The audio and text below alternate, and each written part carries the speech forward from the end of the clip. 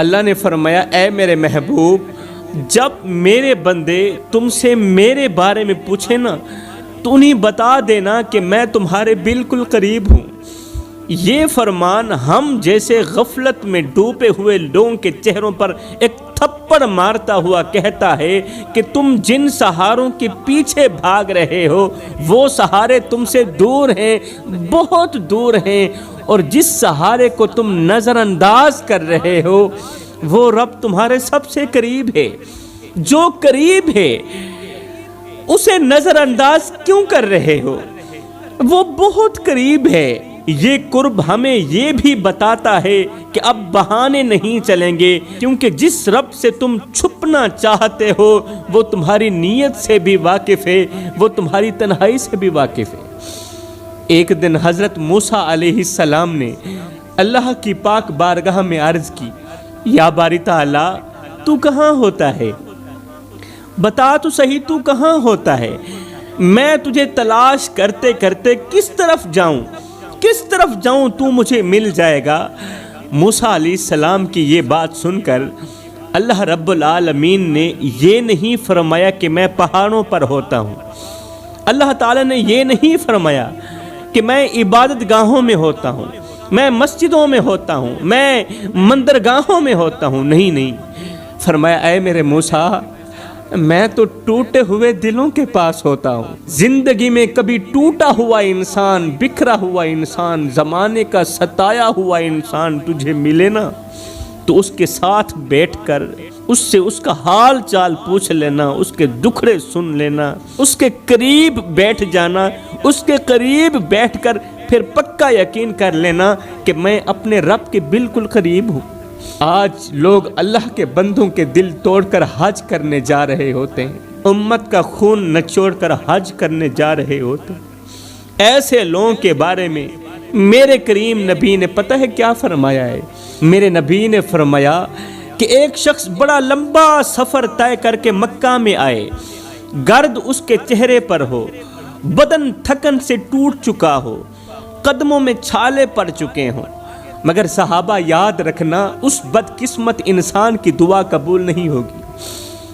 حالانکہ جہاں وہ رکتا تھا 2 رکعت نماز نفل ادا کرتا تھا، ہاتھ اٹھا کر گر گڑاتا تھا، آنکھوں سے آنسو بہاتا تھا، ان تمام چیزوں کے باوجود بھی نہ اس کا سفر قبول ہوا، نہ اس کی دعا قبول ہوئی۔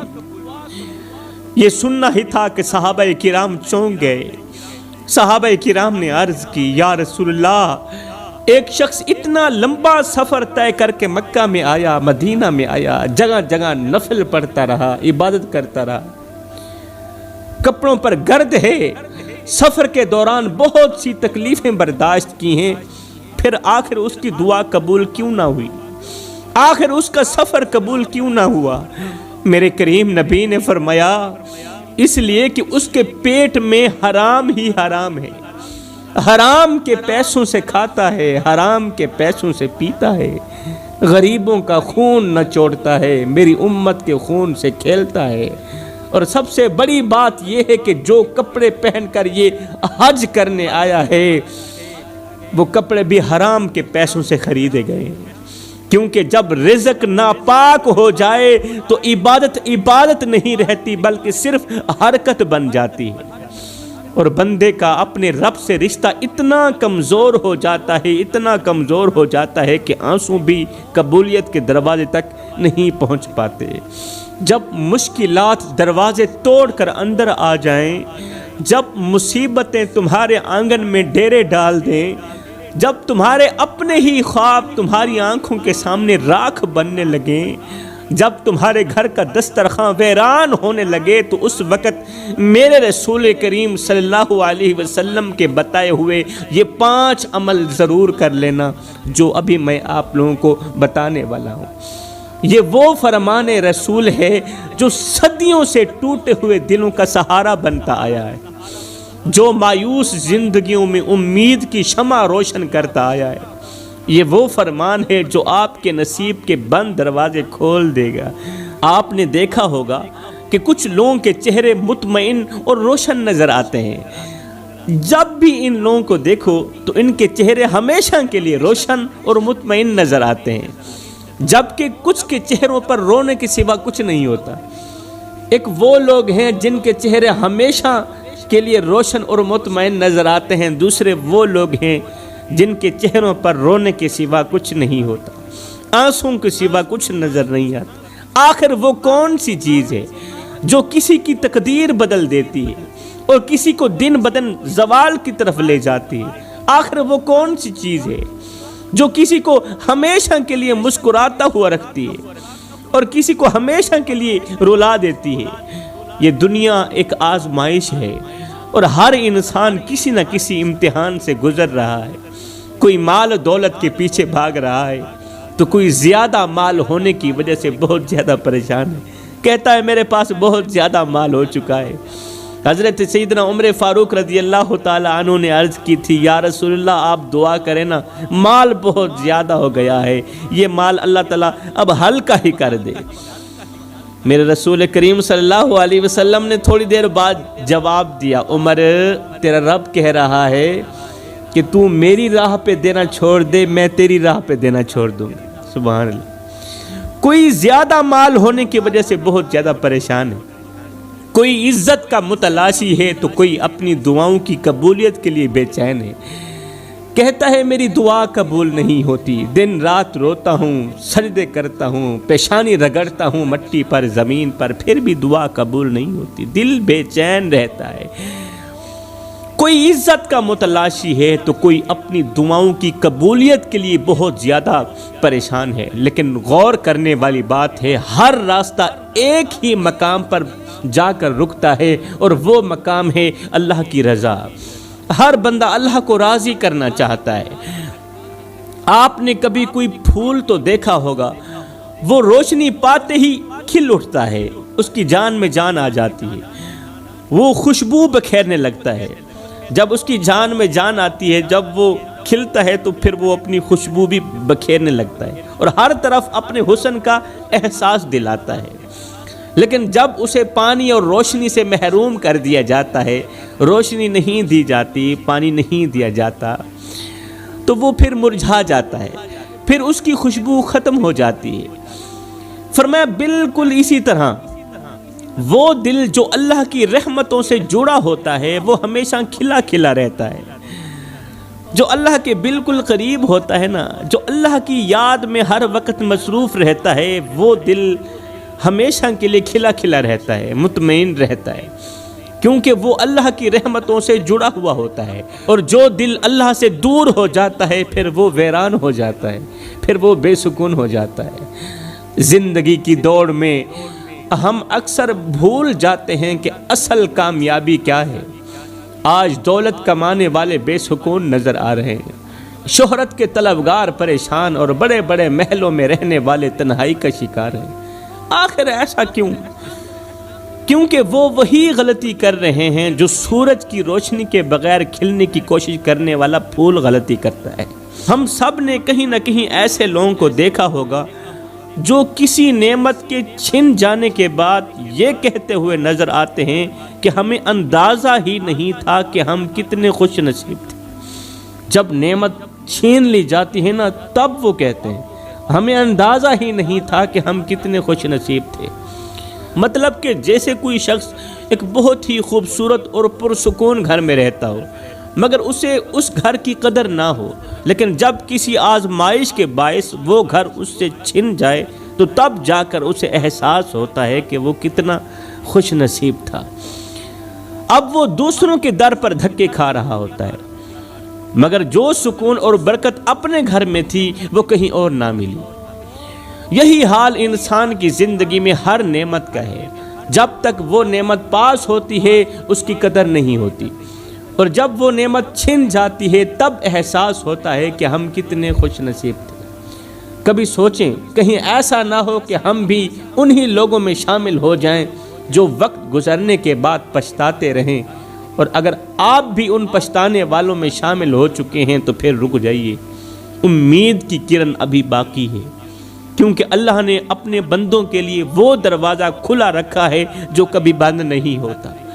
وہ دروازہ جس سے خوشیاں آتی ہیں، برکتیں اترتی ہیں، وہ دروازہ جس پر دستک دی جائے تو تقدیریں بدل جاتی ہیں۔ اور آج میں آپ کو وہی راز بتانے والا ہوں، وہی راستہ جس پر چل کر آپ کی زندگی میں ایسا انقلاب آئے گا، ایسا انقلاب آئے گا جو آپ سوچ بھی نہیں سکتے۔ حضرت سیدنا موسیٰ علیہ السلام کے زمانے کا ایک واقعہ ہے کہ بنی اسرائیل میں ایک شخص تھا جسے اللہ نے بے شمار نعمتوں سے نواز رکھا تھا۔ اللہ نے اسے دولت دی، عزت دی، ایک نیک بیوی دی، فرما بردار اولاد دی، اور سب سے بڑھ کر ایک پاکیزہ دل ماں دی جو ہر وقت اس کے لیے دعائیں کرتی رہتی تھی۔ مگر یہ شخص ناشکرا بڑا تھا، ہر وقت شکوے کرتا رہتا تھا، ہر چیز میں نقص نکالتا اور ہمیشہ دوسروں کی زندگی سے اپنی زندگی کا موازنہ کرتا رہتا تھا۔ جو شخص اللہ کی نعمتوں کی ناشکری کرتا ہے نا، وہ جلد از جلد ان نعمتوں کو کھو بیٹھتا ہے۔ ایک دن اس کی ماں نے اسے کہا، بیٹا اللہ نے تمہیں سب کچھ دیا ہے، اس کا شکر ادا کیا کرو۔ اللہ نے سب کچھ دیا ہے، اس کا شکر ادا کیا کرو، ورنہ جو خدا دینے کی طاقت رکھتا ہے وہ واپس لینے کی طاقت بھی تو رکھتا ہے نا۔ یہ سننا ہی تھا کہ اس نے غصے میں آ کر کہا، ماں کون سی نعمت؟ فلاں کے پاس زیادہ دولت ہے، اس نے تو کبھی شکر گزاری کے نعرے نہیں لگائے۔ فلاں کے پاس بڑا گھر ہے، میرے پاس کیا ہے؟ 2-4 مربع زمین ہے، یہ کوئی بڑی نعمت ہے؟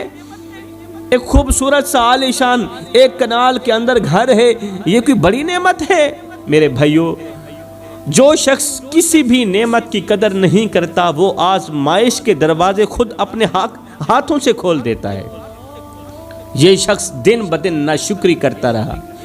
وہ نہیں جانتا تھا کہ جن نعمتوں کو میں معمولی سمجھ رہا ہوں وہ نعمتیں میرے لیے آزمائش بھی بن سکتی ہیں۔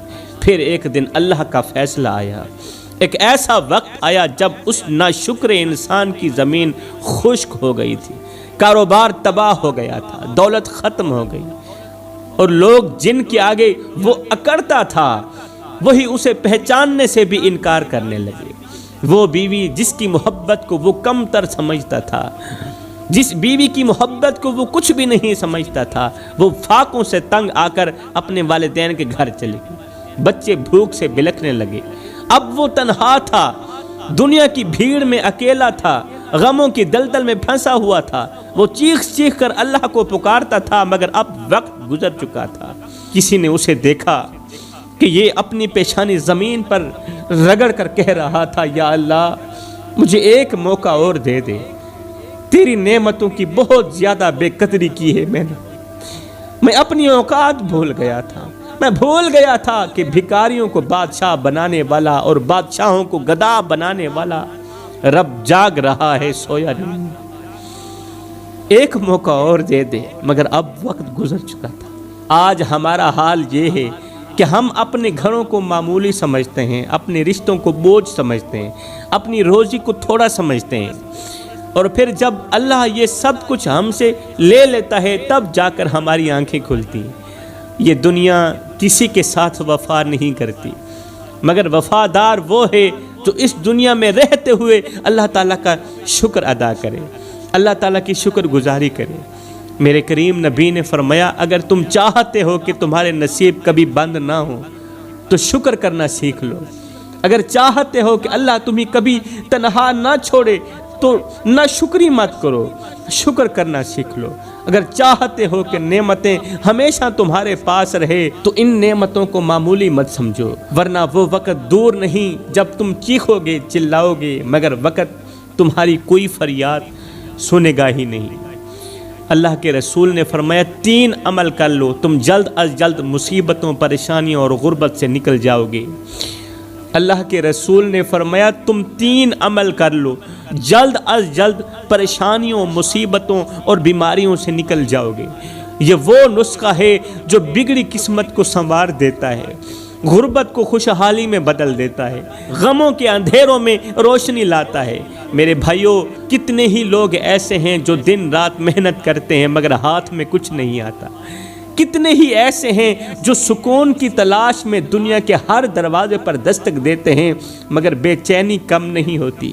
کتنے ہی ایسے ہیں جو دعائیں کرتے ہیں مگر ان کی دعائیں قبولیت کے دروازے تک نہیں پہنچ پاتی۔ آخر کیوں؟ آخر کیا وجہ ہے؟ کچھ لوگ زندگی بھر محرومی میں جیتے ہیں۔ پوچھا گیا یا رسول اللہ وہ 3 اعمال کون سے ہیں؟ میرے رسول کریم صلی اللہ علیہ وسلم نے فرمایا نمبر 1 رشتے جوڑنا۔ فرمایا 2 ٹوٹے ہوئے دلوں کو آپس میں جوڑنا، 2 ٹوٹے ہوئے رشتوں کو آپس میں جوڑنا، صلہ رحمی کرنا۔ یہ ایک ایسا عمل ہے جو میرے اللہ کو بہت زیادہ پسند ہے۔ جو چاہتا ہے کہ اس کی روزی میں وسعت ہو اور عمر میں برکت ہو تو وہ ٹوٹے ہوئے رشتوں کو جوڑے رکھے، ایک دوسرے کی صلح کرواتا رہے، پھر دیکھنا اللہ تعالیٰ ایسی جگہ سے اس کے لیے رزق کے دروازے کھولے گا جہاں سے اس کو کوئی وہم و گمان بھی نہیں ہوگا۔ اللہ کے رسول سے پوچھا گیا یا رسول اللہ دوسرا عمل کون سا ہے؟ میرے رسول کریم صلی اللہ علیہ وسلم نے فرمایا اللہ کی راہ میں کچھ نہ کچھ دیتے رہنا۔ صدقہ غربت کو ختم کرتا ہے اور مصیبتوں کو دور کرتا ہے۔ دنیا میں بہت سے لوگ ہیں جو یہ سوچتے ہیں کہ اگر انہوں نے کچھ دیا تو ان کے پاس پیسہ کم ہو جائے گا، مگر حقیقت یہ ہے کہ جو اللہ کے لیے دیتا ہے اس کا مال اور زیادہ بڑھتا رہتا ہے، اس کی پریشانیاں کم ہوتی ہیں، مال میں برکت آتی ہے۔ اللہ کے رسول سے پوچھا گیا یا رسول اللہ تیسرا عمل بتائیے نا۔ میرے رسول کریم نے فرمایا تیسرا عمل ہے ہر وقت استغفار پڑھتے رہنا، اللہ سے معافی مانگتے رہنا۔ فرمایا یہ 3 عمل وہ عمل ہیں جو گداؤں کو بادشاہ بنا دیتے ہیں، جو فقیروں کو بادشاہ بنا دیتے ہیں، پریشانیوں کو ختم